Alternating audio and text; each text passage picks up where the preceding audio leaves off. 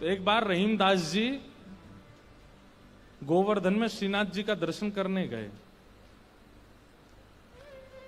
एक तो अल्हड़ भेष में रहते थे, ऊपर से इनके किसी कारण से इनको मंदिर में नहीं घुसने दिया, और जैसे ये मंदिर में घुसने लगे तो लोगों ने इनको धक्का दे दिया। कहां घुसे चले जा रहे हो, यहां पर विजातियों का प्रवेश नहीं है और तुम्हारे जैसों का तो बिल्कुल प्रवेश नहीं है।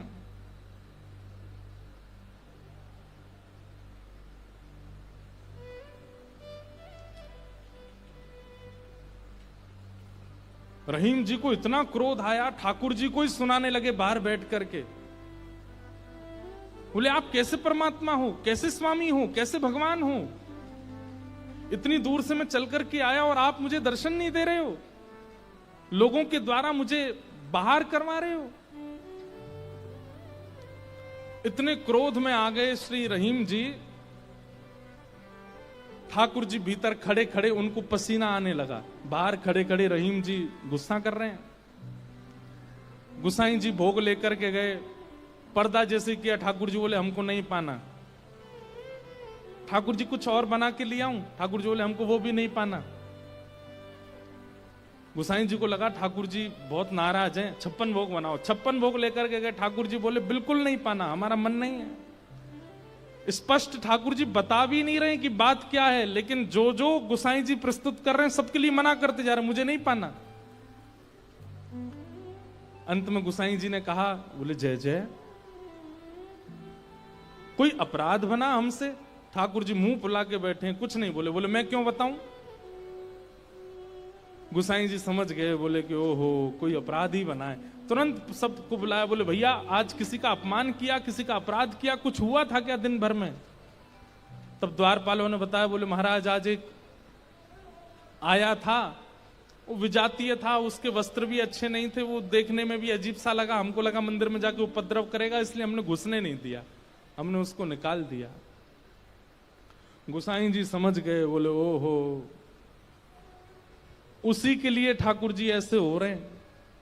वो निश्चित ही ठाकुर जी का कोई परम भक्त है और उसको ठाकुर जी, वो ठाकुर जी का दर्शन करने नहीं आया था, ठाकुर जी ने उसको देखने के लिए बुलाया था, ठाकुर जी देखना चाहते थे और तुमने उसको यहां से बाहर कर दिया।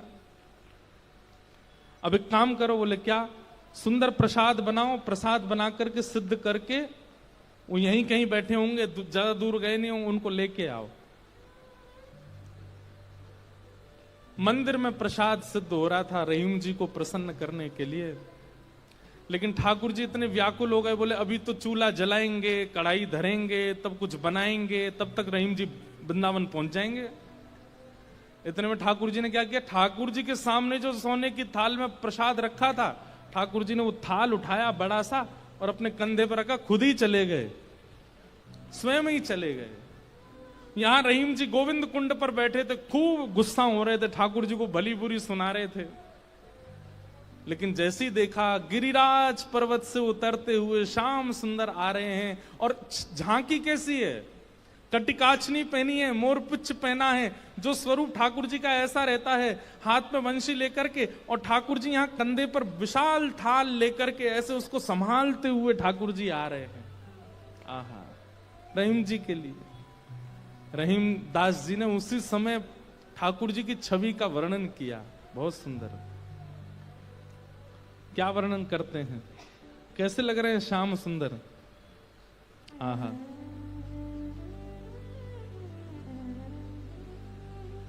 काछे काछिन कलित मुरली कर, पीत पिछोरी साल की, बंक तिलक के सर को कीन्हो, दुति मानो विदुबाल की, ओ छवि आवन मोहन लाल की, छवि आवन मोहन लाल की, छवि आवन मोहन लाल की, छवि आवन मोहन लाल की।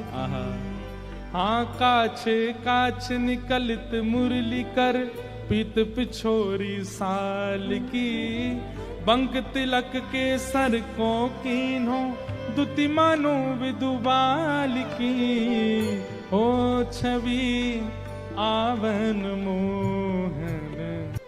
अरे मोह कोई वेद ध्वनि ब्रज में सुनावे तो मेरे कान इतने रीझे ना आए, लेकिन कोई प्रेम आसक्त है करके मुंह को घोरी घोरी गारी सुनावे सो मैं तो वह के सामने प्रकट है जाऊं।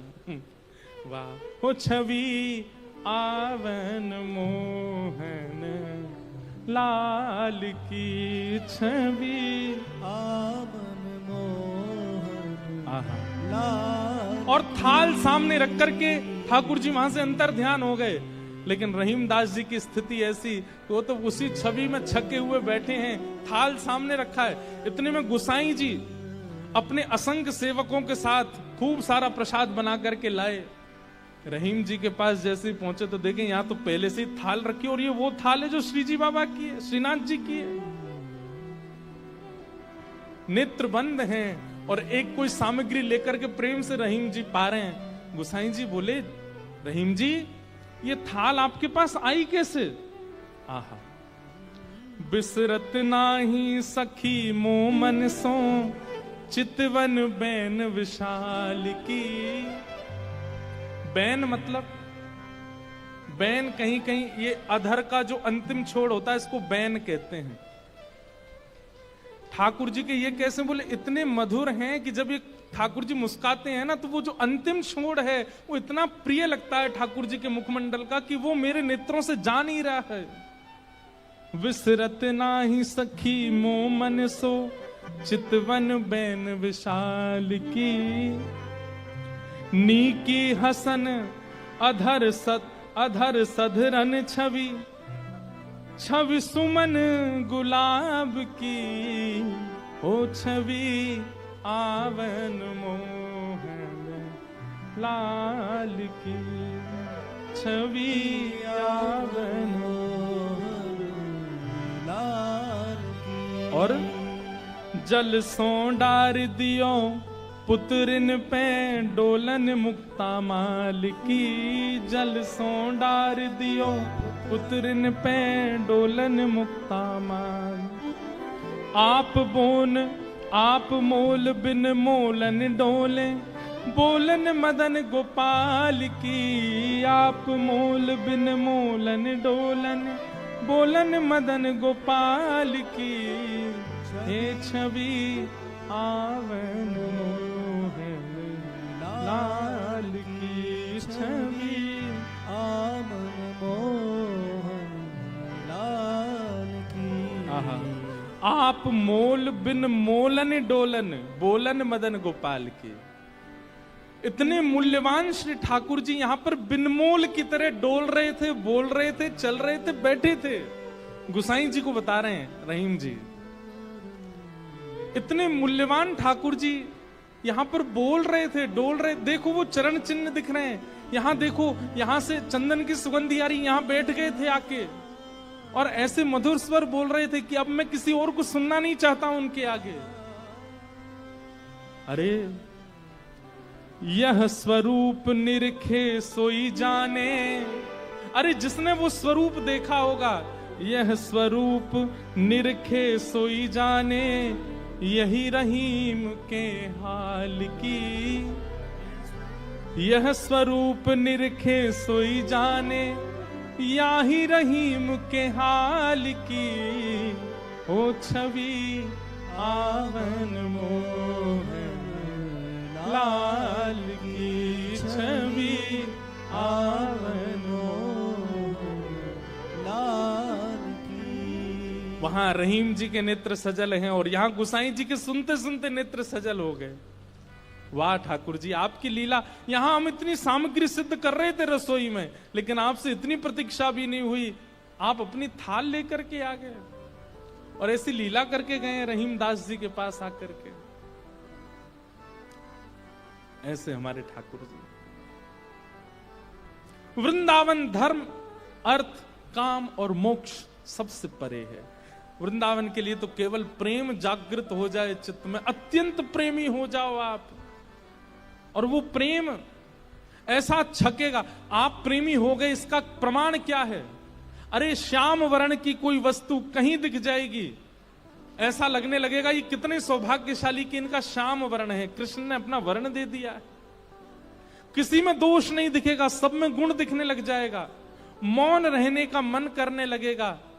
जब जब कृष्ण नाम ध्वनि होगी, ताल कैसी, स्वर कैसा, राग कैसा, उस पर ध्यान नहीं जाएगा, बस नृत्य करने का मन करेगा। वाणी गदगद हो जाएगी, सुनते सुनते कथा नेत्र सजल हो जाएंगे। प्रेम के बड़े लक्षण हैं, वो सब लक्षण धीरे धीरे प्रकट होने लग जाएंगे।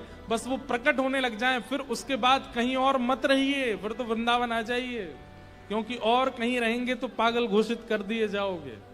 केवल वृंदावन स्वीकार करेगा फिर।